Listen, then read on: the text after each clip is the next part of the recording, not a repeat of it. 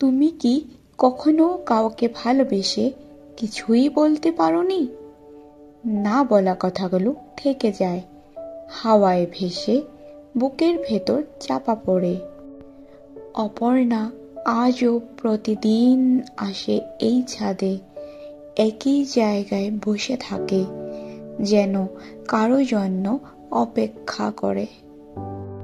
সেই ছাদেই কলেজ জীবনের এক বিকেলে প্রথম কথা হয়েছিল রুদ্রর সাথে।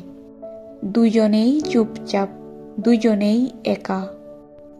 আর একাকিত্বই হয়তো তৈরি করেছিল এক নতুন বন্ধন।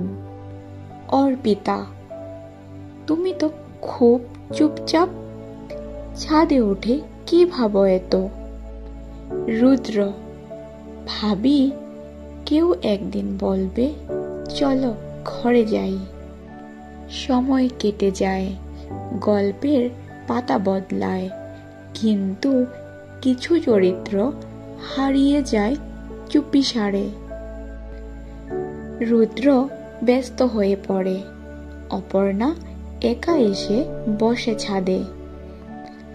প্রতিদিন অপেক্ষা করে, শুধু একবার আরো একটু বসো শোনার জন্য। বছর কেটে যায়, আজ অপর্ণা আবার ফিরে এসেছে সেই ছাদে। এক কোণে পড়ে থাকা পুরনো ডায়েরির পাতায় চোখ আটকে যায়, লেখা সেই দিনগুলোর প্রতিচ্ছবি। ডায়েরির পাতাগুলো হাওয়ায় ভেসে যায়, যেন প্রতিটা পাতা বলছে তুমি তো বলোনি কিছু, বলার মতো ছিল অনেক কিছু। কিন্তু সময়, সে তো আর অপেক্ষা করে না। ভালোবাসা শব্দে হয় না সব সময়, কখনো চোখে, কখনো ছাদের ধারে বসে থাকা এক বিকেলে থেকে যায় শুধু এক অপূর্ণ অনুভব। এই কি শেষ, নাকি এখনো বাকি আছে কিছু না বলা কথা?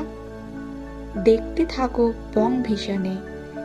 অপর্ণা অধ্যায় 2, শেষ চিঠি আসছে খুব শিগগিরই। সাবস্ক্রাইব করে রাখো যেন একটাও অপূর্ণ গল্প মিস না হয়।